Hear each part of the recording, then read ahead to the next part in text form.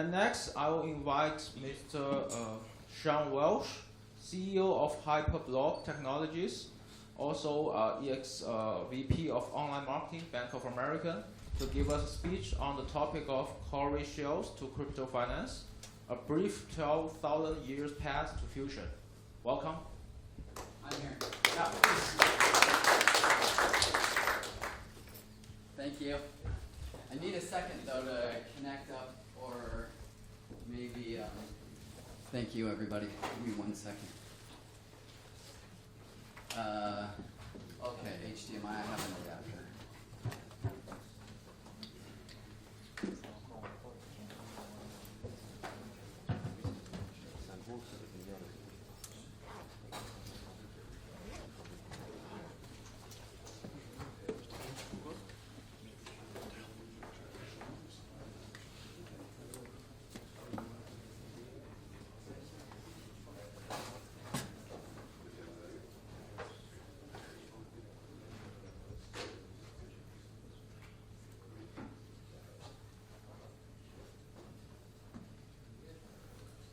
Oh, it worked.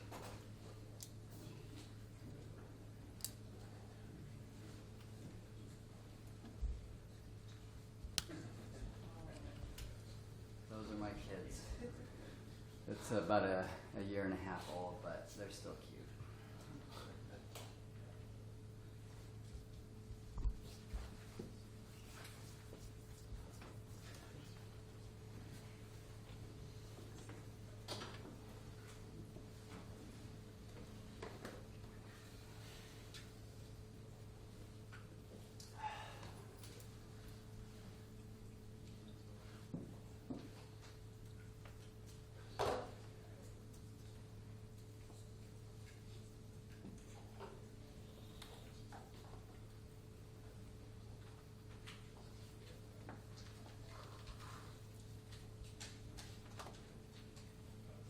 Good.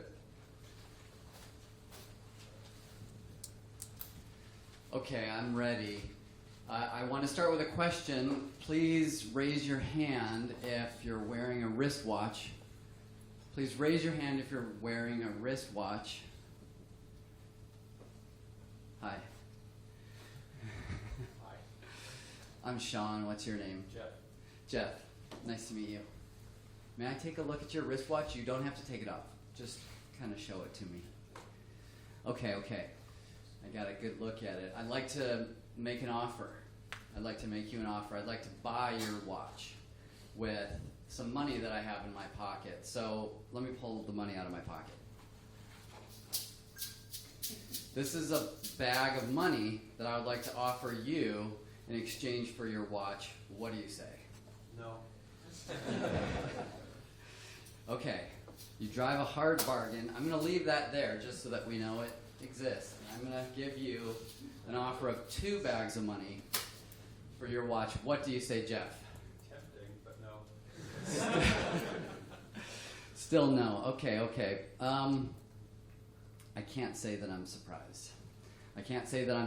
In fact, I start off with a silly activity like this to illustrate a point about what I happen to believe one of the essential elements and most interesting aspects of money actually is, which is that it's a difficult human societal cultural problem that we've been struggling with for millennia. Now, this form of money, believe it or not, is the most successful, long-standing form of money that we've ever used as a human race. It was first found in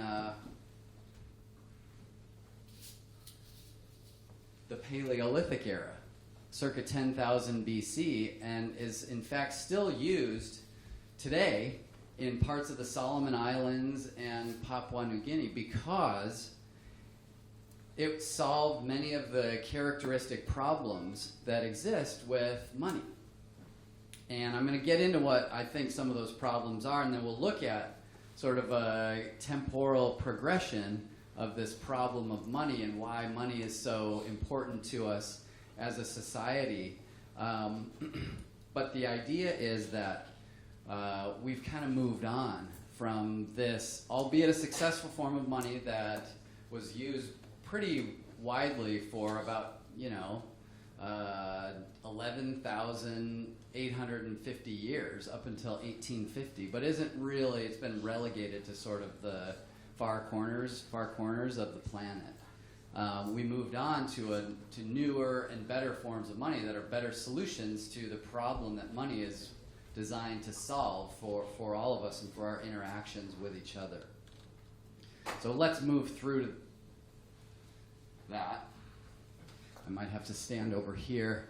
A little bit of background on myself. So I'm the newly appointed CEO of a company called Hyperblock, which is a crypto conglomerate that's just about a month away from going public up in Toronto. And I've been involved in the crypto space since 2013 and made a variety of angel investments and more recently a little more formalized investments through a company that I started called Redwood City Ventures after I left a mid-market private equity firm called Bertram Capital in the San Francisco Bay Area. And prior to that, well, I guess a couple of other notable activities. I'm an advisor to Science Inc.'s blockchain initiative in Los Angeles. I'm an advisor to Global Live Technology Partners up in Toronto. I'm on the advisory board for Fusion, obviously. And prior to Bertram Capital, I spent a solid decade focused on online business and e-commerce and social networks and mobile applications and monetary history. I'll get into that in a moment. Please do reach out to me if you're so inclined. A few notable projects, we talked about a couple of them, Hyperblock, and I've been involved in a decent amount of crypto mining. Here's a data center that I am the largest shareholder of in the Pacific Northwest of the United States, which is running 20 megawatts of mining electricity consumption.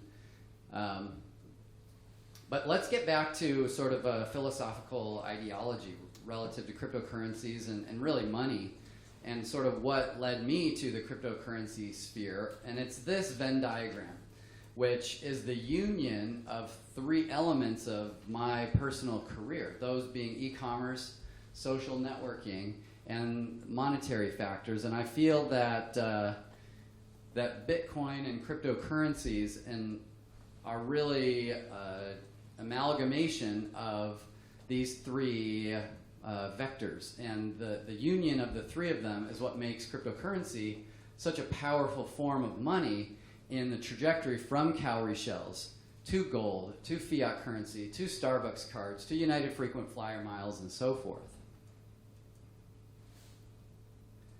Let's see here.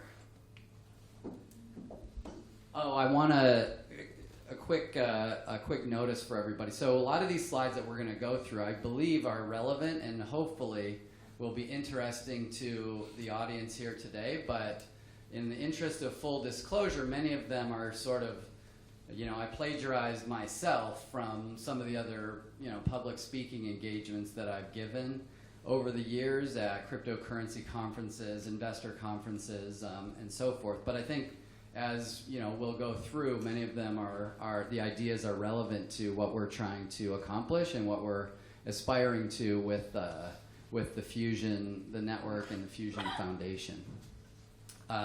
So a little bit on the investment, sort of approach that we take at Redwood City Ventures is really dig into the investments that we make. And what that means, I have an aerospace engineering background, and so in the engineering world, you think about what the first principles of the problem that you're trying to solve are. And so you have to distill the questions down until you can't break a question down into any smaller component pieces. And then you're asking the right questions and you're trying to solve the right pieces of the puzzle. And so let's take a look at what those are for Bitcoin. Because I think that Bitcoin is an excellent proxy for the cryptocurrency sphere. And then it's the right foundation for us to step into the so-called Internet of Value, which the Fusion Network is really working to be one of the key facilitating technologies to allow us to take a step through what I'll argue in a few moments is the third sort of epoch of human evolution in the sense of our interactions with each other. But hold that thought. So there's 8 of these, well, 7 and then a point, because this was sort of an educational seminar. But everything from what is Bitcoin to how does it work, what types of transactions can it improve, what fundamentally supports the value of any cryptocurrency to begin with. You know, you hear a lot of allegations that cryptocurrencies are simply a speculative bubble that have been inflated by hot money that's going to come in and go out and going to leave a bunch of bag holders. But I'm going to argue that there's a real fundamental benefit that cryptocurrencies, and we'll use Bitcoin as the proxy for that, brings to all of us, without sounding overly philosophical here, but it's a pretty big deal. So taking a step forward now to what, and again, this is my opinion, so I just want to share some ideas, and if anybody has feedback, just raise your hand. We'll talk about questions, and I'm very interested to hear feedback that any of you might have. But if I try to answer the question of what is the core purpose of the Fusion Network, this is kind of what emerges from my subconsciousness. So if you look at cryptocurrency, Bitcoin, again, it brought 2 of the most fundamentally important functions of money to the world. The first one is the quality of the money. Again, going back to the cowrie shells and the progression of the moneyness of money. Well, cryptocurrency is the highest quality money that we've ever invented for reasons that I'll get into momentarily. And the second one, DJ talked about the exchange of value through time and through asset type, with kind of like the original cryptocurrencies really just having a vector, really. It's like a vector with two dimensions attached to it. One is sort of the type of coin, and then 2 is like the amplitude of that vector. But we're also now, with cryptocurrencies, we're able to take a huge leap forward in the exchange of value across space.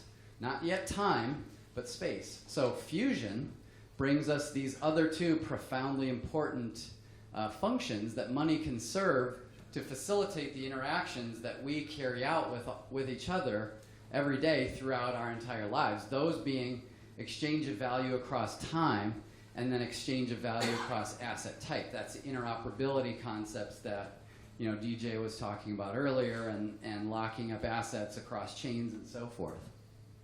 I guess, to be fair, we had exchange of value across asset types. We have that now. We have markets, and we have Forex, and we have this and that. But if you look at what the Fusion Network is intended to accomplish, it takes the efficiency and the effectiveness of that type of money function to an unprecedented level, which, in my view, is going to expand the richness of our human exposure to levels that we really haven't begun to imagine yet. And so let me take you through that. I think that I've got a couple of slides. Yeah, so richness of human experience. It gets a little esoteric, I know, but just bear with me and I'll try to blaze through some of these ideas. So the richness of our human experience, the types of things that we can do, the jobs that people can hold, the relationships that we can have with each other, the ideas that we can have, the experiences that we can have, the way we can change this world, all find their way back to the money that we use and the limitations or the capabilities of that form of money that we're attached to. And so we talked about these 3 primary dimensions: space, time, and asset type. Those are the constraining or enabling characteristics that money exhibits that has such a strong impact on our human experience. And there's really only, as I argue here, there's only one force that's more liberating or more constraining than any of these, and it's just our imagination. I mean, we can achieve whatever richness and whatever, whatever expansion of our society, of our culture, of our happiness can be achieved, in direct proportion to what we're able to deliver in terms of our own imagination and our technical innovation, which Fusion is pushing forward. So take a look at surnames as a little piece of evidence along this progression. So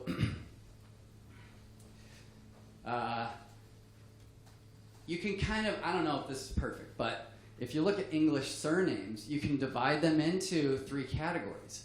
You can divide them, the first category is job. So people got a surname that was based on the job that they did. They were a miller, they were a carpenter, they were a brewer, what have you. That was the name that was ascribed to their family. And then the second 2 categories were, who was your father? And then where are you from? That's my surname, Walsh, just means from Wales. So my family, moved from Wales to Ireland generations ago, and when we showed up on the Irish coastline, they said, hey, you're from Wales, your name's Walsh. So if you now think about make a little thought experiment and imagine that money is the determining factor in the complexity of financial transactions that we can carry out with each other. And you'll see that there's new jobs that are facilitated by the power, by the flexibility, by the influence of the money that we use. And that's going to allow for new types of professions that didn't previously exist. Forex trader. You couldn't be a Forex trader in the sense of what it exists as today when we were all using cowrie shells. There were a number of obstacles to that, but the job just didn't exist. And so nobody would ever be called that because nobody did that. So I have this imagination that says, well, now that our money, because the money's at the core of the onion, or it's at the base of an inverted pyramid, or whatever metaphor you want to use. So there's enormous leverage. If we're able to improve marginally even the quality of the money that we use and the power of the money that we use, it's going to have this ever-expanding influence on all of the dimensions of human life that are built on top of that. I'll have to stand over here to really fast. Sorry that there's so much text on these slides. I was kind of free. I spent a couple of days in Sedona, Arizona last week, and then I went to Puerto Rico for a couple more days, and it sort of got me off the grid, and just started having these creative ideas about what I might talk about when I go back to the world in New York City. And these are some of the ideas that I had. I spent a number of years at Sony Music during the digital music transformation of the .com bubble. And what I realized, because you kind of study the history of the industry that you're in, what I realized was that everybody was afraid of digital music. So I was working at Sony Music when Sean Fanning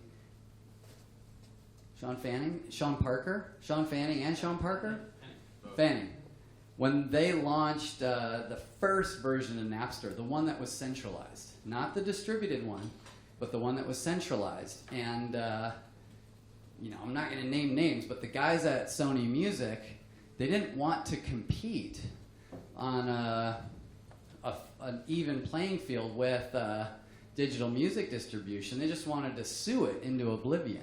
But that was obviously the wrong approach, because in their attempts to sue Napster, they obviously won. But what they created was an infinitely more powerful adversary to the business model that they've become so comfortable with.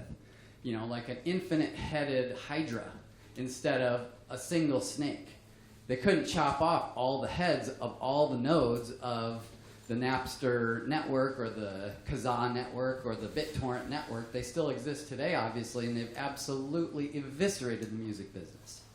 The music business that everybody knew in the 90s, which was based on CD sales, based on album sales. But if you look conceptually at how a musician has made money over the years, you see a different picture begin to emerge. And that's what I tried to describe here. But my apologies, it's sort of like that old, Mark Twain quote goes.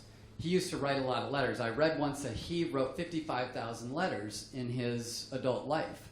And he's known to have written, I'm sorry that I've written you such a long letter. I didn't have time to write a shorter one.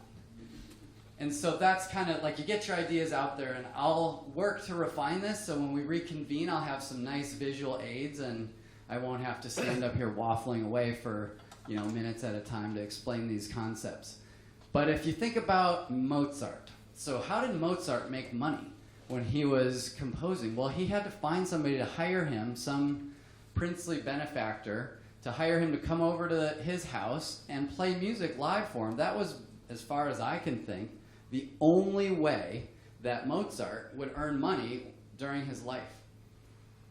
Then, many, many years later, the Mozarts of the world were able to record the music that they were composing and that they were playing.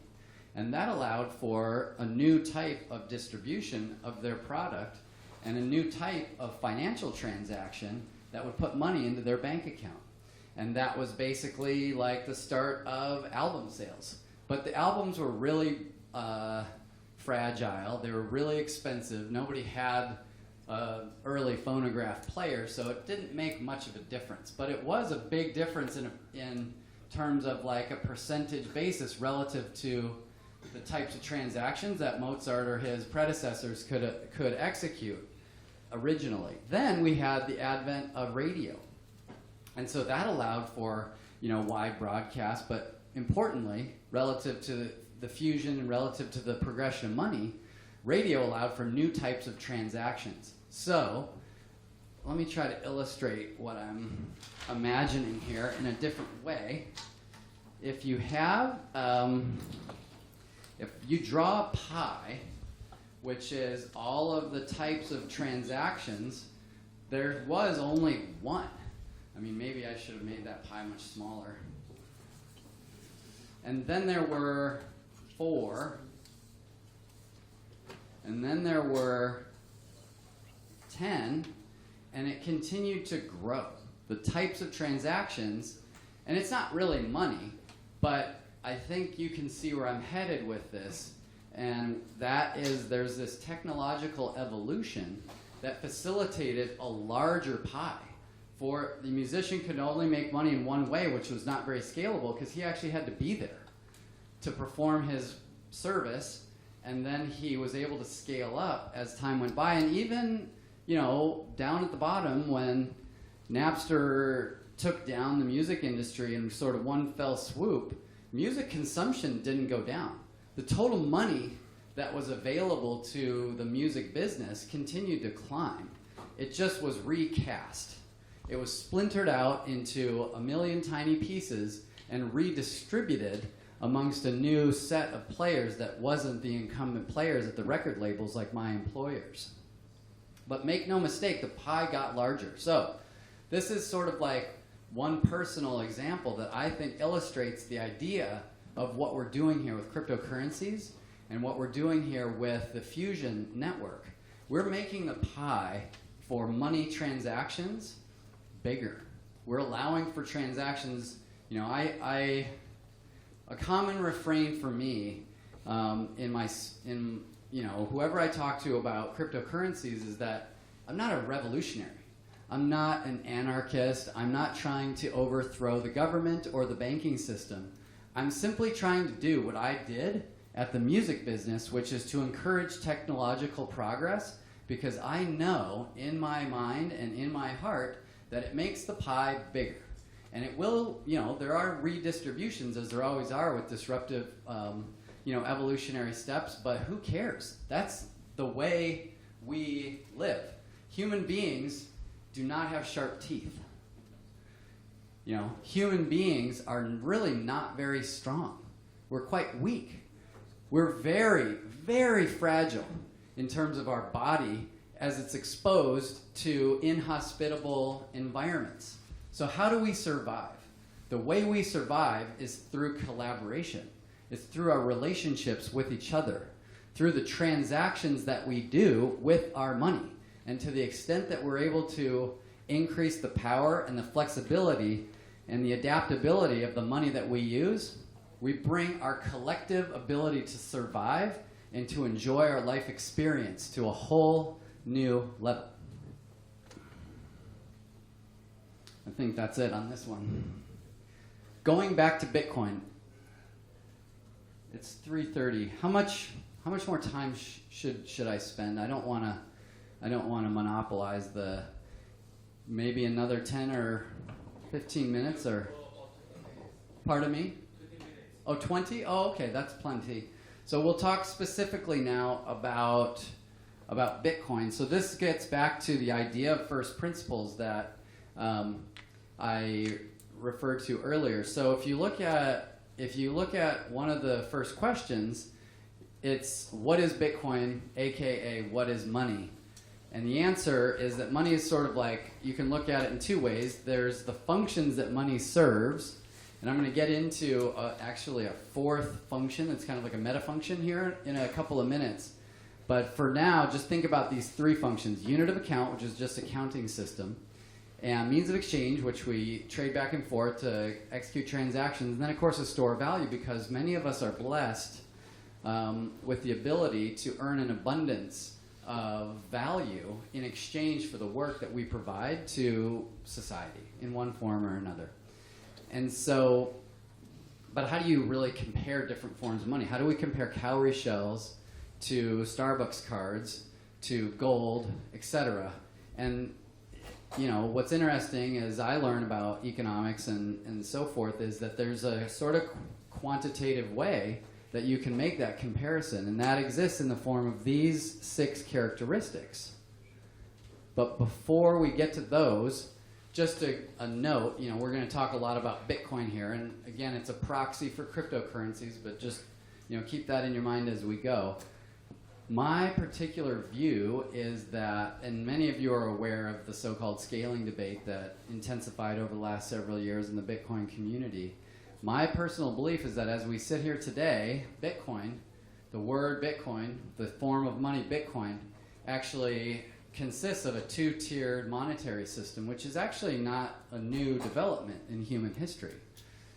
We have Bitcoin Core on the left, which is the original form of Bitcoin, and we have this new invention, which is just a variation of Bitcoin Core called Bitcoin Cash, which solves, in my mind, some pretty profoundly important problems that existed in the Bitcoin Core network that continue to exist related to transaction throughput capacity, security, flexibility, programmability, and what have you. But it's sort of like a public service announcement. I think that it's good to think about Bitcoin as now consisting of 2 squabbling brothers. You know, I don't know if you guys have brothers or if you have sons, but they may have some rivalry. They may sucker punch each other from time to time when they're going to bed, or one of them might be asleep or what have you, but the fact is they're cut from the same cloth, and they're probably going to coexist, however acrimoniously,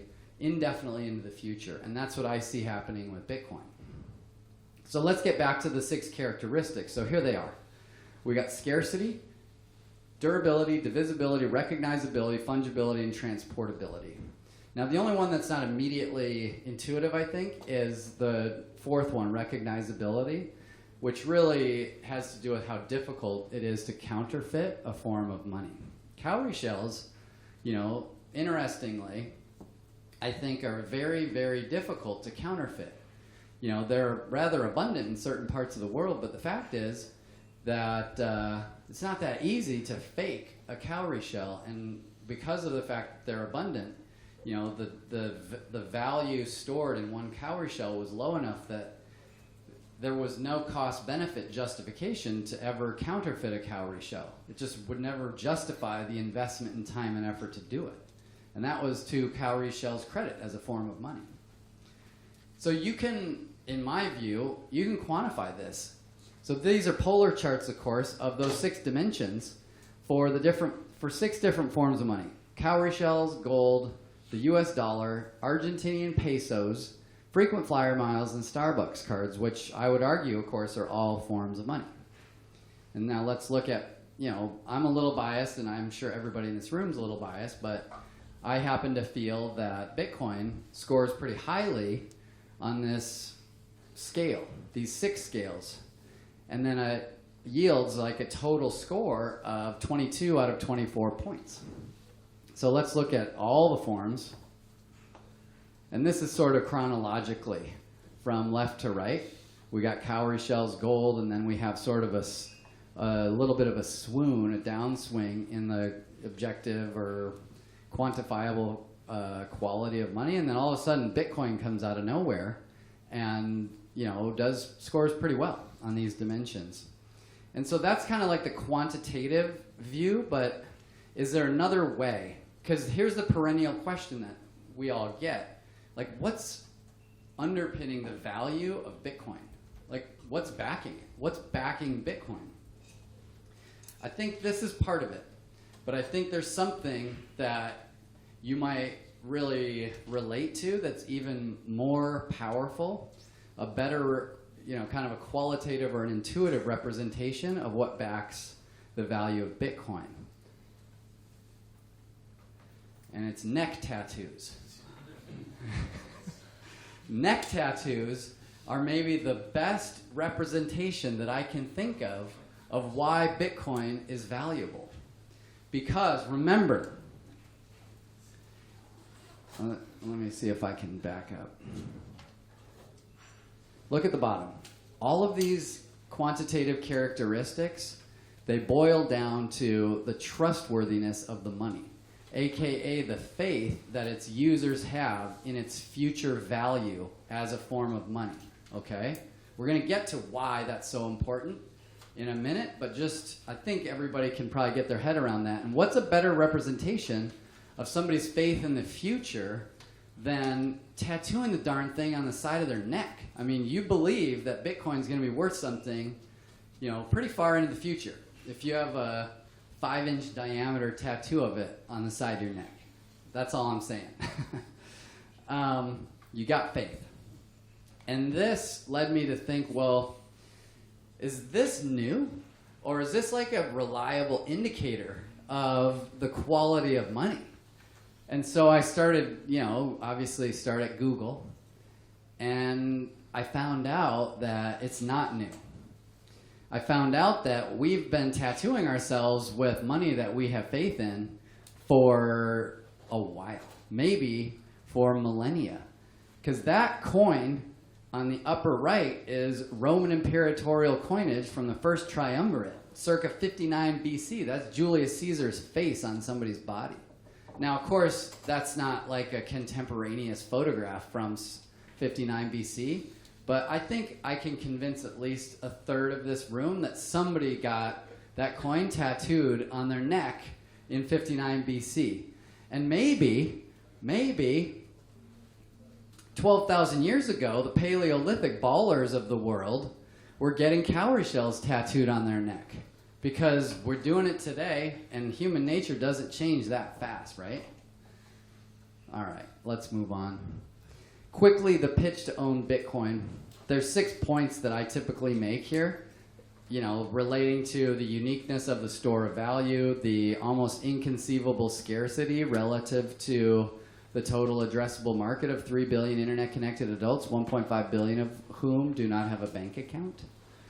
The non-correlated attributes of Bitcoin relative to other asset classes, the asymmetry of the return profile, and the other characteristics that you can see here. I mean, obviously, the asset class has had a pretty good run over the last several years, and of course, the response I get to that sort of observation from skeptical audiences, well, it's over. The gains are behind us. They're not ahead of us. So how are you going to sit there and argue, Mr. Walsh, that there's any gains left in Bitcoin? And I'm going to get there. I am going to get there. Because I believe there is strong evidence to support continued price appreciation. There's a little discussion, mention of gold, which is sort of, galvanized here. John Exter, arguably like a paragon of sort of the traditional status quo banking system in the Western world. He was the president of the New York Fed, for goodness sake. He's the guy that said this. This is not like Roger Ver or Vitalik or some rabble-rouser in the crypto space. This is the president of arguably the most powerful bank on the planet, talking about the problems that exist with paper money. And then he created this sort of like inverted pyramid that a lot of people refer to as Exter's pyramid of the different forms of money that existed at, his time. Recognizability, so even gold, which many people believe to be very difficult to counterfeit, is actually problematic in certain parts of the world because people have figured out how to fake gold and how to trick people into thinking that they've got real gold when they got tungsten that's covered in gold because the density is so close between the two elements. There's a lot of correlation to asset classes. We're not going to bother with that. People always talk about the appreciation of this value of this form of money, but what they don't talk about is how consistent it's been. I mean, look at the years here, there's one outlier here. The one outlier is the year that it went down. And a little more liberally, you could say the outliers are the years when it didn't go up by at least 100%. So maybe all the money is off the sidelines and there's no more fiat money to get put into cryptocurrency, but I think that I have a data point that'll suggest otherwise, and I'm sure you all can imagine that to be true before I even show it. Current situation, we can probably skip through this. Here's an interesting trend, though. We sort of discovered a correlation with strong suggestions of causality between the growth of addresses, Bitcoin addresses containing at least one Bitcoin, and the price of Bitcoin.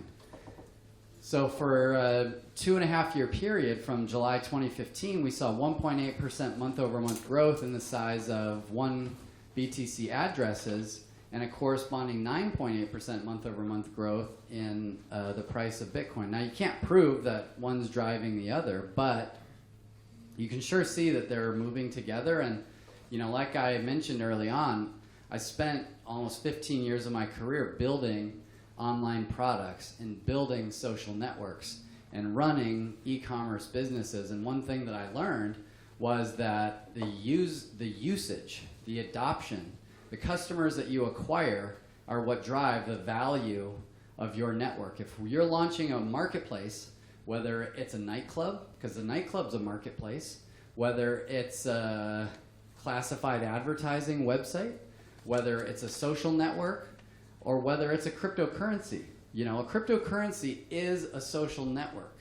I will hold that belief, to my grave, because the only difference between Facebook and Bitcoin really is that the messages that you send to other members of the Bitcoin social network are money. The message is money. It's not a picture of your latte that you got at some fancy coffee shop. It's money. Anyway, I think that suggests strong causal relationship. Then, let's see. Whoops. So then in September 2017, something changed. We saw a jump to 3.2% month-over-month growth in one or more Bitcoin addresses containing one or more Bitcoins in them.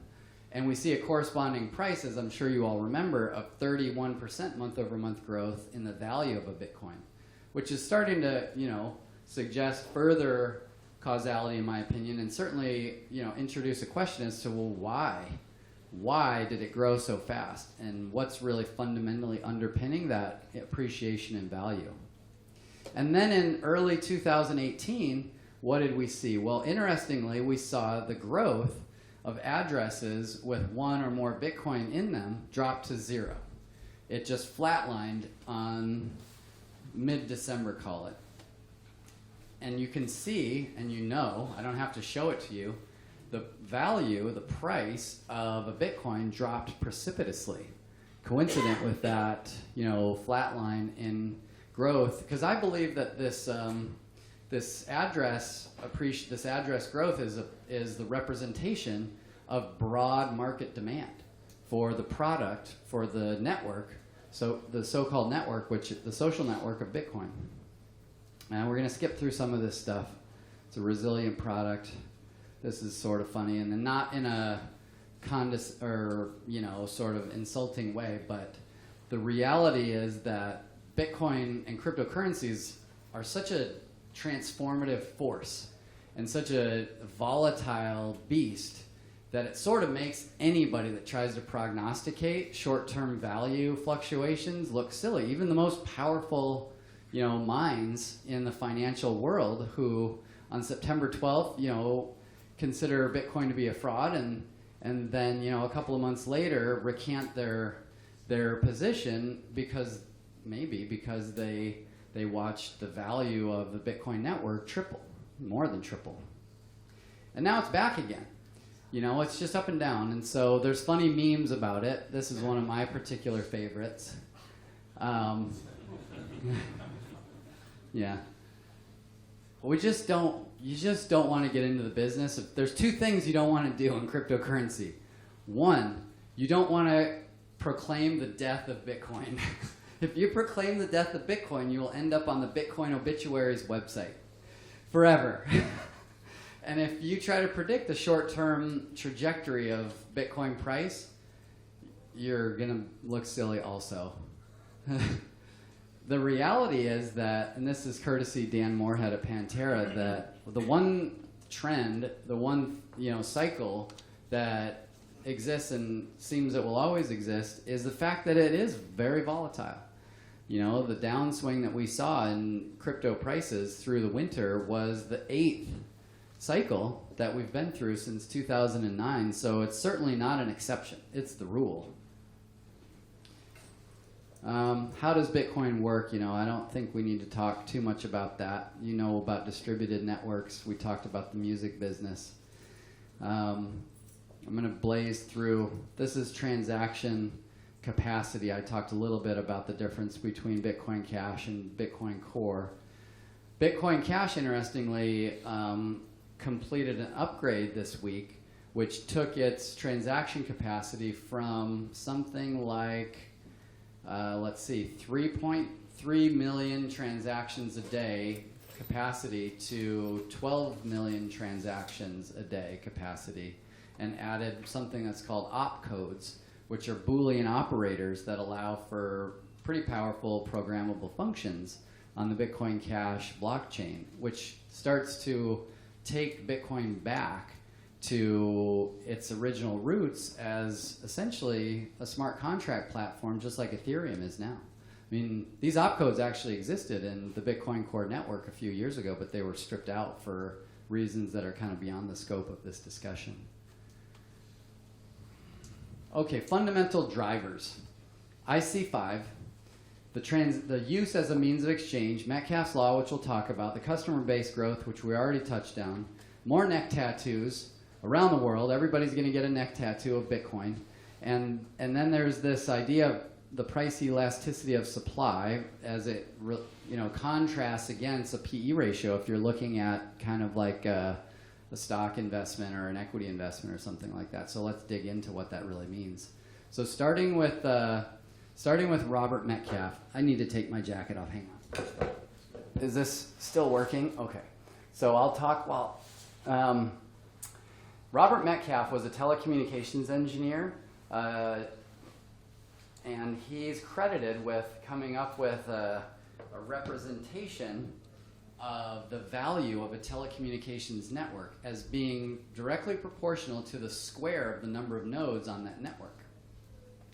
And what that basically means, and this has been applied to every social network on the planet when they were doing the Facebook IPO or making the Instagram acquisition or what have you, the analysts said, well, what's the network effect? The viral coefficient of growth of this network, and what's it worth?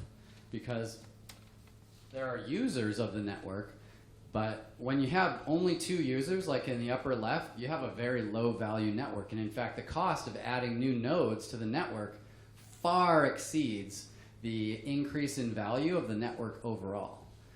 It's not until you get to a position like this down here, because the value of a telecom network is obviously driven by the phone calls that you can make across it. It's a, what do they call it, a circuit switch network or something like that. And the more nodes you have, the number of phone calls that you can charge for increases exponentially. And as you can see in the diagram, 5 phones have 10 connections. 12 phones make 66 connections, et cetera, et cetera, et cetera. And there's a point right here.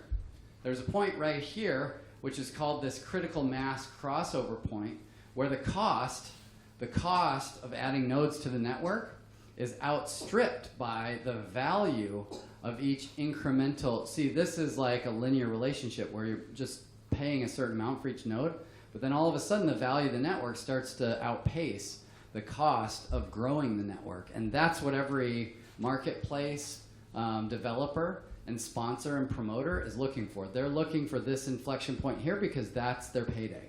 That's when they know, beyond the shadow of a doubt, that they're going to make bank. Now, Bitcoin's seeing that. Now, at the end of last year, there were some sort of like artificial ceilings that the network hit, but Bitcoin Cash solves that problem. Bitcoin Cash's transaction capacity far exceeds the demand for transaction space, and so we'll be able to get back on track to this exponential growth of the social network of Bitcoin. And that's a key driving force for the value of the network. So thinking about the PE ratio of a stock, it's based on its cash flow and its income stream, but the value of a social network, as that graphic depicted, is based on some relationship to the square of the number of nodes, or the third power of the number of nodes, or something even greater. So it should grow exponentially in value. If you don't see exponential growth, then something's wrong. If you saw linear growth, it's sort of like you're either going to see exponential growth or you're going to see death. There's actually very little middle ground. Let's keep going. So continued value growth evidence. Take a quick look through these and I'll go, okay, this is an interesting one. So the price elasticity of supply. This is a commentary on human nature. If you own something that's in scarce supply and the value of that thing, well, actually, let me take a step back. If you're looking at a marketplace where you've got suppliers and you've got consumers, let's call it the corn market or the soybeans market or the fidget spinner market. If the demand side of that marketplace starts to increase in its appetite for that product, then obviously the price, the equilibrium price of that product goes up. And that causes marginal producers or swing producers or new producers to come into the market, produce more of that corn or those soybeans or those fidget spinners, and that attenuates the equilibrium price of the whole marketplace.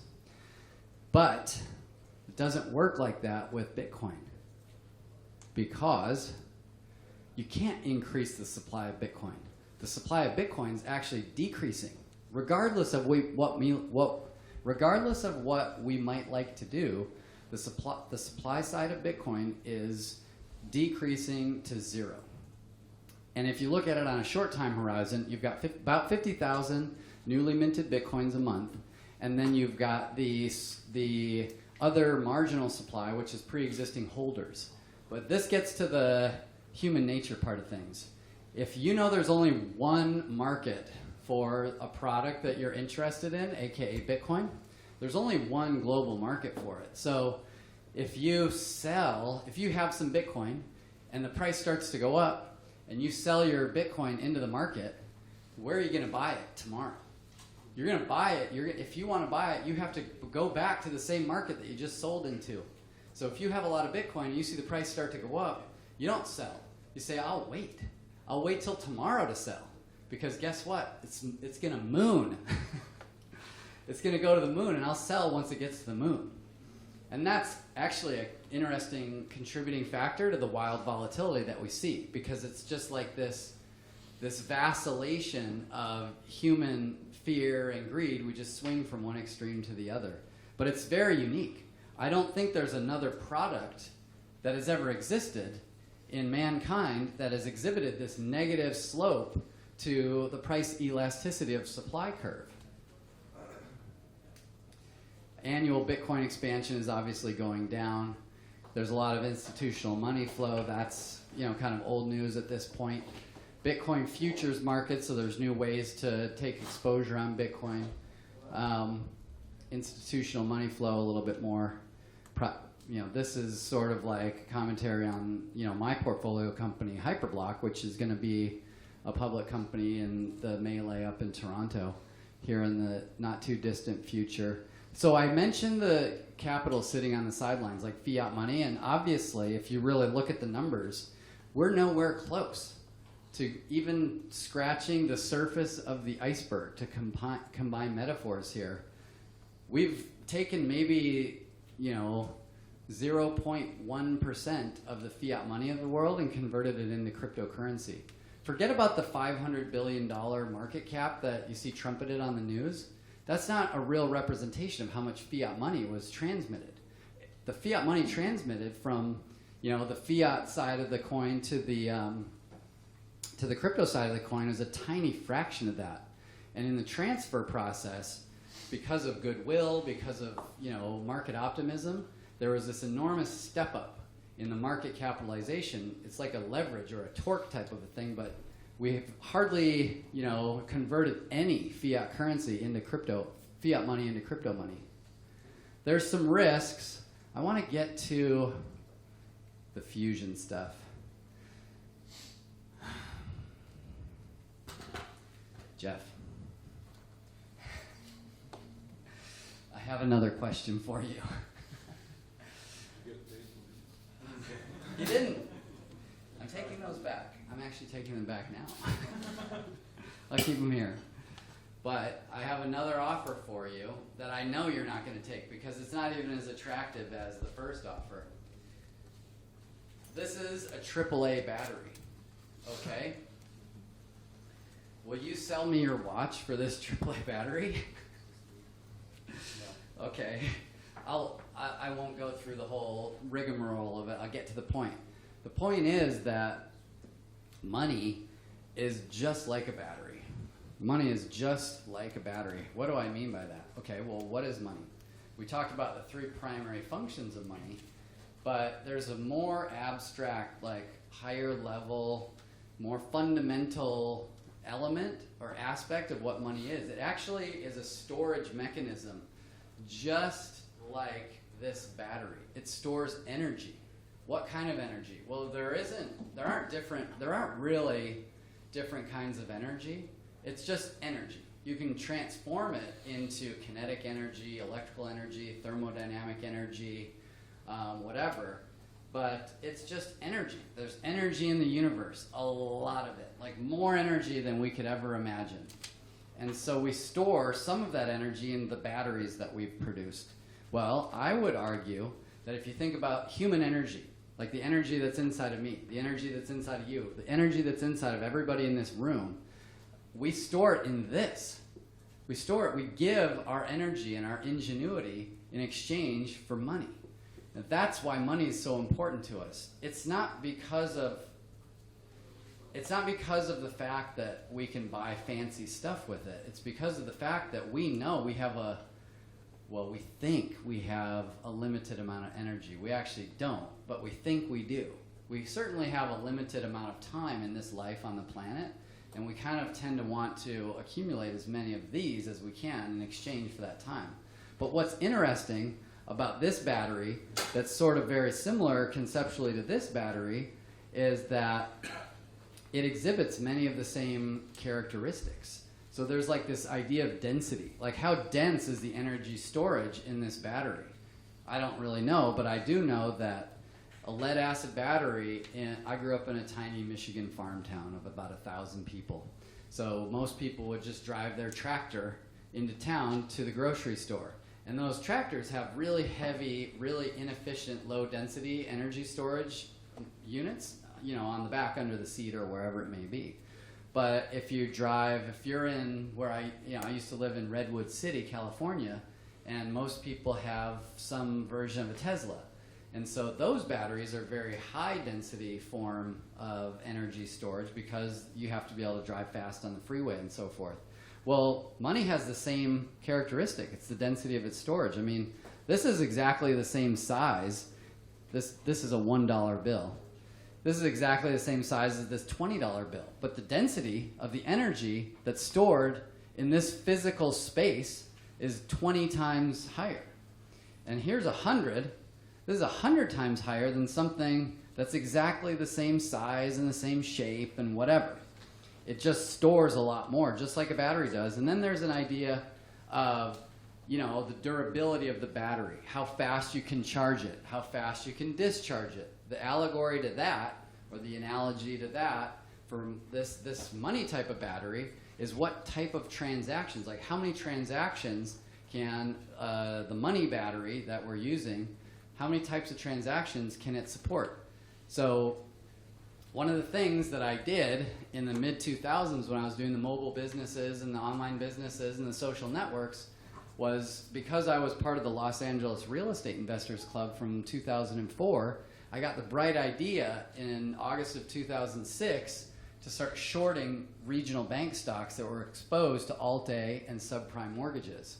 Because if you looked at the ratio between the average home price in Southern California or Las Vegas or Arizona, you saw a ratio between the home price and the average household income that hadn't been seen before. Looking back 100 years, the highest ratio that had ever existed was somewhere in the mid-3s, and in Southern California it reached 8. And so I knew that there was a reversion to mean that was coming, and I started to short the bank stocks. But the point of the story is that one of the precipitating factors to that was this new form of money that had been invented called a CDS contract, which is it's a battery, it's an energy storage mechanism, just like the cowrie shells and just like these bills and just like cryptocurrency, but it had some shortcomings. Like the discharge rate and the charging rate, aka the liquidity of that financial vehicle, was fundamentally flawed, right? Because as soon as the market started to turn, there was no bid. There was no bid in that market, and prices went to zero, and a bunch of banks went out of business, and there was all this consolidation. And there's other concepts too that you could make parallels between electrical energy storage and human energy storage. Here's my clicker. But hopefully I've illustrated the point that what money really is and why it's so important to us and why we get it tattooed on our bodies is because it is the only way, it's the primary way that we're able to store our own energy and our own ingenuity for use in the future, for transfer across space, for transfer through time, for exchange for other things. And so now let's look at the Internet of Value. The Internet of Value is something that, is very eloquently described in the Fusion white paper and the associated documents. And I don't remember if I have a slide on this yet. Let me take a look.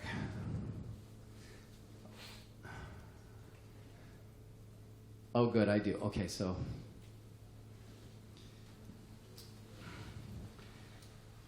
the Internet of Value. What is the Internet of Value? The Internet of Value is a network that exists between human beings around the planet that allows us to move value between ourselves for various purposes that we might have interest in. And it's existed for hundreds of years, make no mistake about that. It didn't require the Internet. We had the Internet of Value before we had the Internet of Information. It's just that it was very inefficient. Just like we had the Pony Express before we had the US Postal Service, before we had the actual World Wide Web. I mean, they were doing the same essential function. It was just very slow, very inefficient, and very costly. So let's see, what else do we have here? It's been growing. The network's efficiency, the bandwidth, so to speak, and its flexibility have actually been growing at an exponential rate for generations. It's just that it's not apparent in the early stages of an exponential growth curve that you're in exponential growth. It's not visible until you hit that inflection point, that hockey stick moment where the curve goes from like this to it looks like it's horizontal, and then all of a sudden it looks like it's vertical. And you think that the growth rate would be different, but actually that's the same exact growth rate from one phase of that curve to the other phase of that curve. And so for a couple hundred years, we've been in this exponential growth, and it's consisted of 3 epochs, I would argue. And we're pushing humanity through the third stage of this epochal evolution, which is the most exciting one. So here they are in quick summary. So we started off with money, with actual money to begin with, cowrie shells, gold, and correspondingly we invented numbers. And we deified numbers, actually. We had numerology, and we were able to count things. Then, thousands of years later, there was another kind of like a binary, think about a binary star system. It's like two stars that are in symbiosis with each other. And the two stars in this case were the printing press and double entry accounting. This allowed for incredible advancement in the number of transactions that we could execute amongst ourselves. Because, why? Because of the trust. Because the double entry accounting system and the printing press, it increased our ability to trust each other. Then we went through global sea travel, which was kind of like the Pony Express over the water. Global air travel, which was just a faster way to send information to point A to point B. We got a global telecom network. We invented the internet. We invented cryptography. This is a critical requirement for the third epoch, which is the automation of this trust function that needs to exist between human beings in order for us to interact with each other. SWIFT network, that's of course the international wire transfer stuff. That's starting to accelerate. Think about this exponential growth. Then we got the World Wide Web, the Internet of Information, so to speak. Then in the late 2000s, somebody invented Bitcoin, which was this, the first cryptocurrency that has all these wonderful benefits that we've just spent a number of minutes talking through. And now we have the biggest step forward that the world has seen ever in the Internet of Value. And, I was talking to DJ last week, and he was talking about crypto finance, and what we're really introducing to people through these great technological innovations is something called crypto finance, which allows for the pie, again, my pie of transactions, it allows that to grow. And what is that going to allow, what is that going to facilitate? Well, there's going to be new surnames because there's going to be new jobs. And there's going to be a richer human experience because there's going to be new ways that we can buy and sell stuff from each other, which basically means there's new ways that we can take energy, human ingenuity, and transfer it amongst ourselves and between each other. And this, of course, has enormous meaning for, human evolution as a whole. Okay, so real quick, the conclusion. This is the Bitcoin conclusion, which is sort of like my pitch that Bitcoin's great and cryptocurrencies are great, and there's plenty of evidence to support continued value appreciation. You shouldn't look at it like a stock, and it's more like a social network. And we have SDDRFT, and we're seeing mainstream adoption, and it's got a wildly asymmetric return profile, and so on and so on and so forth. Now, what's the conclusion for the Internet of Value? What's the conclusion for fusion? What's the conclusion for crypto finance? So to try to summarize all of it, it's an increase in transaction types, which is supported by this new money system. And that's, if you really spend the time to think about it, that's the key driving force or the driving factor to basically every aspect of the human experience. And the Internet of Value, in summary, is really the manifestation of this third major monetary binary system. And I don't know why they keep coming in pairs, but they do. At least this is the third instance of a binary system coming into human consciousness and manifestation. Cryptocurrencies and infusion are a huge step forward in terms of the variety of transaction types that are now possible relative to pre-existing monies. And this is going to drive societal evolution dramatically faster. Like, it'll give the appearance of infinitely faster, because we may be at the doorway to that hockey stick inflection point that you see in the growth of a social network, that you see in the spread of a virus, that you see in so many aspects of the universe I think this third doorway or this epoch that we're entering into is that hockey stick moment. So this is, my background again. If anybody wants this deck, just hit me up on LinkedIn or Twitter or after whatever, and I want to share these ideas. I want tons of critical feedback because it's sort of new stuff that I've just been kind of working through, and I want to get validation or condemnation from smart people like I know are in this audience here today. And then I think that's basically it, except for this kind of funny commentary on the transportability of money. Perhaps. So maybe John Exter would get a laugh out of this.